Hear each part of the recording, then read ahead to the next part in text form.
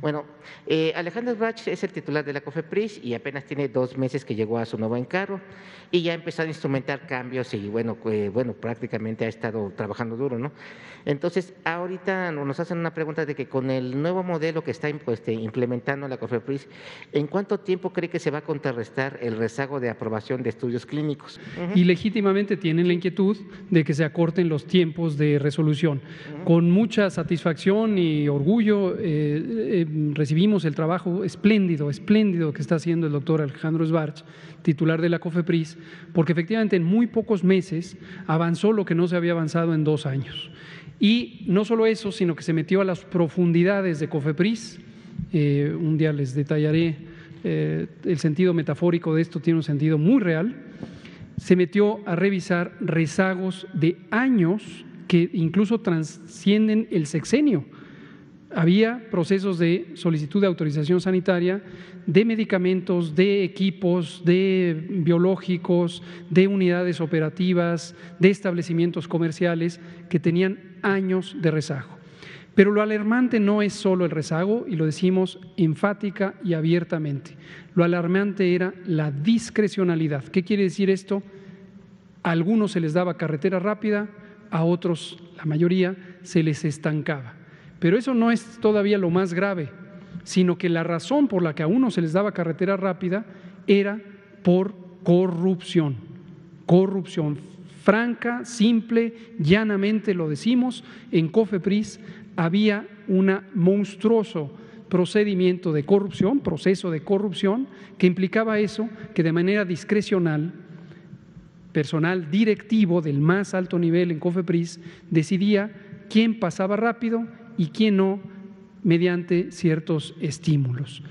Hoy no pasa eso y tenemos enorme satisfacción y orgullo de que el doctor Sbarch está limpiando todo ese procedimiento, poniendo reglas claras, estableciendo para todo mundo los mismos procedimientos y además, eso ya se anunciará cuando lo culminemos, está un proceso de digitalización de trámites, es decir, ya no son sótanos llenos de carpetas de papel empolvándose, no es una metáfora lo que estoy diciendo, es una realidad, sino una plataforma electrónica que permitirá en todo momento y en tiempo real a los órganos de fiscalización del Ejecutivo o del Legislativo poder monitorear el procedimiento de trámite. Entonces, es un proceso complejo, yo creo que vamos a invitar un día al doctor Sbarch, pero lo que antes se llevaba, vamos a decir, 3 meses, hoy se hace en 3 semanas. Años. Y los atrasos eran, estamos hablando de 60,000 trámites con un promedio de 4 o 5 años de retraso.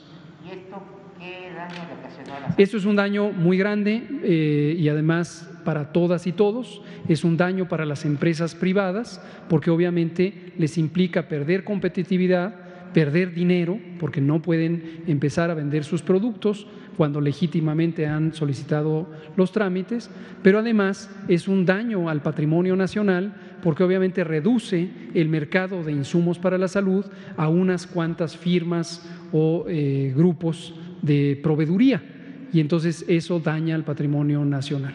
Un día vamos a invitar al doctor, podríamos dar semanas de conferencias de prensa exclusivamente de ese tema porque es muy vasto, muy completo, pero el resumen es una monstruosa corrupción. Quiero aclarar, siempre que lo digo, lo hago, siempre que menciono esto lo hago, que no era responsabilidad del personal de base. Tenemos un gran respeto por el personal de base de COFEPRIS, igual que el resto de la Secretaría de Salud, que está muy entregado a su labor. Se trataba de cuadros directivos de varias administraciones pasadas que han estado reciclándose, entrando, saliendo hacia terceros autorizados, etcétera, etcétera. Estamos en una lucha frontal contra intereses que no es que por voluntad ya desaparecen, siguen actuando y tienen los monopolios y los oligopolios que no los dejan. Yo no veo problema con la industria fabricante, y eso lo he dicho muchas veces. El mercado nacional no es 7 empresas distribuidoras que en realidad son portafolios de control. Son mafias, hay que llamarle por su nombre. Mafias, todavía existen. No, claro que existen. se rearticulan y se alían y se cambian de nombre y ahora entran de esta manera en una institución. El problema es que en un mercado libre, ¿no?, en una economía de libre mercado, los actores económicos, que son estas compañías privadas, primero, la inmoralidad de que hicieron su capital por sus alianzas corruptas con sucesivas administraciones. O sea, eso de entrada no se puede quedar olvidado, porque sus ataduras hasta hoy siguen cimentadas en sus alianzas con los políticos del pasado. Entonces eso no podemos olvidar como que, pues no pasa nada, empecemos de cero. No, porque hoy día sus engarraderas están en numerosos funcionarios y funcionarias que están en el interior de la estructura del gobierno, claro. Si el gobierno no es nomás los de hasta arriba, y de ahí el concepto de ir barriendo las escaleras de arriba para abajo. Todavía nos falta mucho adentro, y ahí están enganchadas. Segundo, esas compañías crearon un oligopolio que es igualmente nocivo para el sector público que para el sector privado. Para estas empresas mexicanas y también las internacionales que tienen que pagar derecho de piso. Esa es la dinámica. Contratos de exclusividad, y entonces, si aquí tienen una empresa mexicana mediana, si tienen una empresa grande, una internacional, pues aguanta el golpazo o tiene otros mecanismos para adaptarse. Si tiene una empresa mediana o pequeña nacional, que hay cerca de 1,400, no aguanta a menos que acepte las condiciones que le pone una de estas mafias y que le dice, si tú quieres vender tu embarque de, qué sé yo, 25 millones de aspirinas al año, tu mercado da para los hospitales de un estado. Si los quieres sacar, lo tienes que hacer a través de mí. Pero mi porcentaje de ganancia es tal y tal y tal y tal. Y puras condiciones así, leoninas. Bueno, eso no podemos dejarlo de lado. Está bien, pero eso ya lo eliminaron desde que llegaron. No se ha eliminado. Hay que legislar todavía. Hay que cambiar la ley de adquisiciones y poner elementos de la ley o reglamentarios que realmente hagan un ecosistema de negocios. No estoy hablando de nacionalizar, de negocios privados saludable, no corrupto.